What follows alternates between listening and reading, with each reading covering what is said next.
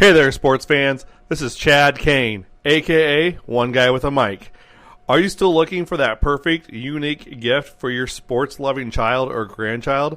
Or, as you'll find out, it's great for parents and grandparents as well. Because you're in luck. This episode is brought to you by RAKIT, the ultimate device for the ultimate fan. It's perfect for any time you need to make some noise. RAKIT combines a 7-inch megaphone, 8 powerful adjustable LED lights, noisemakers, and insert you design, and it's all fully customizable to match your team color. The coolest thing about this product is the founder. J.J. Abraham was the ultimate cheer dad, following his daughter's cheer group and around the country. He saw parents using all sorts of crazy things to make some noise for their kids, and he had an aha moment. He thought, why not combine all these thingamajiggers into an all-in-one compact device for the ultimate fan? JJ and his team worked 3 years on developing version after version, finally landing and arriving on RAKIT. That's RAKIT. So you can make some noise and cheer and be part of the action. So get out there, let's get loud. Bring a RAKIT to your next game or competition to cheer on your favorite team or athlete. You can customize your RAKIT with your own logos, drawings, and names. Get beads to match your team colors. Flashing lights add to the excitement. Are you ready to make a RAKIT and be part of the game? Each RAKIT pack comes with 1 RAKIT megaphone, 1 lanyard to keep a hold of this thing, 2 scratch-resistant bead packs, 1 clear and 1 color of your choice, and a 10-pack of customizable self-adhesive inserts.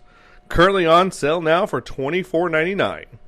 To pick up your RAKIT today, head to RAKIT.com. That's RAKIT.com. Now get out there and make some noise. Now it's time to take a sports break, a look at sports history on a daily basis. Hello, my friends of sports history. This is Darren Hayes of the Sports Jersey Dispatch Podcast. Welcome once again to the Pig Pen, your place for all things great in sports history, and welcome to your sports break for December 18th, as we will talk about some of the great athletes that did some excellent events that are very memorable on this date of December 18th, along with the uniform numbers that they may have worn to help it make it that much more memorable and resonate in our sporting history minds. And before we get to those uniform numbers, let's make sure that you know about our Twitter account. We are at Pigskin Dispatch. It's the Pigpen Sports emblem to get on Twitter. We'd love to have you give us a follow on there. Send us a DM and see everything that we do on Twitter. And I think you'll really appreciate that, seeing everything we post and what we like, and participate and interact with us on that great platform. Now, the uniform numbers of this December 18th are number 7, 9, 12, 3, 77, 6, 8, 42, 10, and number 1.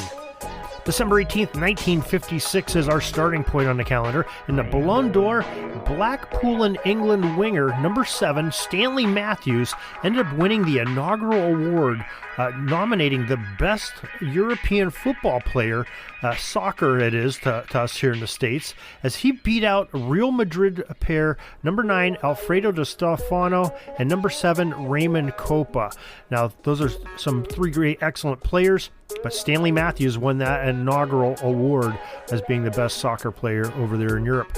December 18th, 1932, the National Football League decided that a final game to determine a champ would be played in a special Chicago game at Wrigley Field on December 18th, 1932. The NFL title was supposed to be given to the team with the best record. This had been the case for over a decade in this very young NFL, ever since the APFA started in 1920. Well, the 1932 season ended with the Chicago Bears and the Portsmouth Spartans in a virtual tie atop the records of the league. Now, rumor has it that George Halas, the owner of the Chicago Bears, challenged the Spartans to play a game to settle the tie. Both teams wanted no part of any kind of co-champion baloney. Thus, what we got ended up being the first NFL championship game in history. It was unscheduled and unplanned by the National Football League brass, but the Spartans and the Bears decided, especially George Halas, pushing the envelope a little bit to get his team jockeyed into being the champions.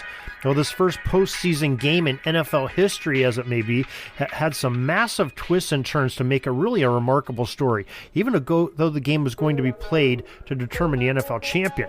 Now, the first occurrence was that the Spartans star Dutch Clark, number 12, who played quarterback, couldn't play in the game because he had to work. Yeah, that's right. NFL players did not make enough to sustain themselves for the whole year long, so they had other jobs. Clark worked as the head basketball coach at Colorado College, and his hoops team had a game on December 18th, so Dutch basically couldn't get off work to make the football game in Chicago. It was scheduled only like a week prior to that.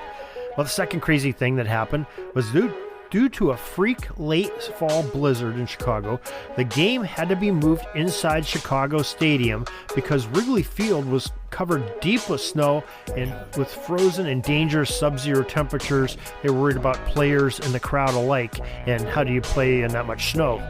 So the playing field had to be modified to play this game inside, so they played on a field that was only 80 yards long and some 30 yards narrower than the normal field that the teams were used to playing on all season.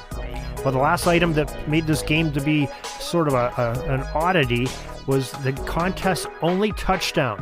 The Bears' number 3 Bronco Nagurski threw up a scoring jump pass to number 77 star Red Grange, but the Spartans argued that Nagurski did not meet the requirement of a legal forward pass. In those days, you had to be 5 yards or more behind the line of scrimmage.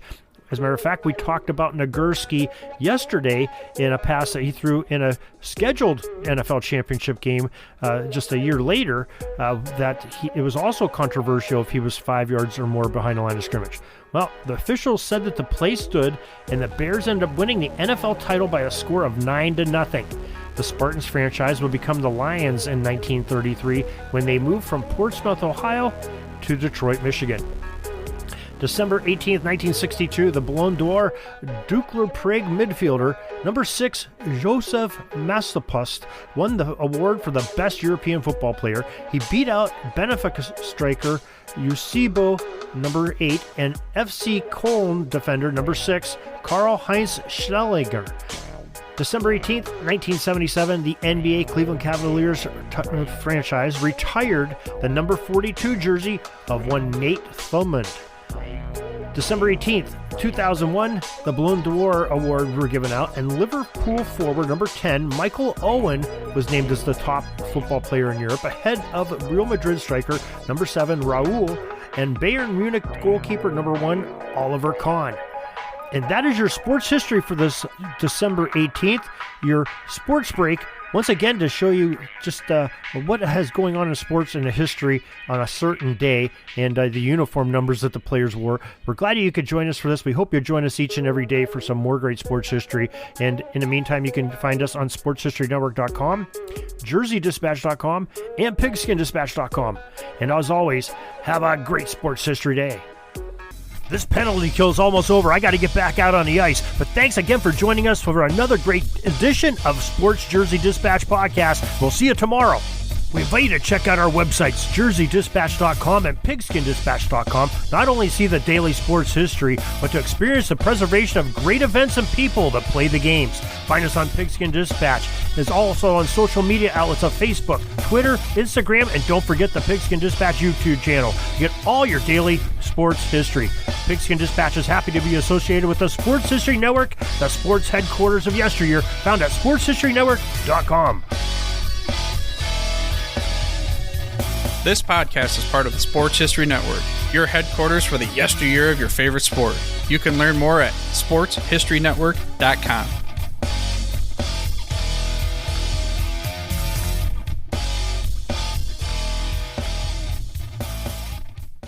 Hey there, sports history fan.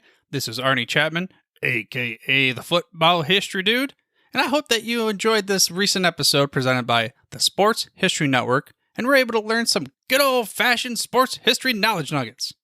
I started the Sports History Network back in 2020 with the mission to help podcasters find a community of like-minded sports history nerds, as well as helping aspiring podcasters to start their own shows. We have a little bit over 30 shows on the network right now covering all sorts of sports history, but as far as I'm concerned, we're just at the toothpick in the ocean moment, that can't even figure it out because there's so much more coming. We wanted to create the ultimate headquarters for sports yesteryear, starting with Podcast Network and our website, but we're going to continue to move into other mediums as well. And here's the cool part, because we want you to be part of our team. So if you're interested in starting your own podcast, or maybe being a guest on one of our shows, or who knows, maybe even writing an article for us over on the website. Seriously, all you gotta do is reach out to us on the contact page over at sportshistorynetwork.com. You can be as technologically savvy as a Neanderthal tapping on a stone trying to figure out this whole hieroglyphics thing back in the day.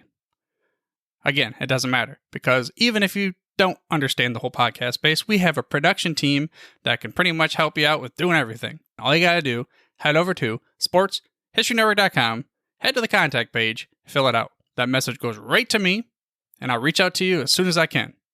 But for now, dude, I'm through if you're through.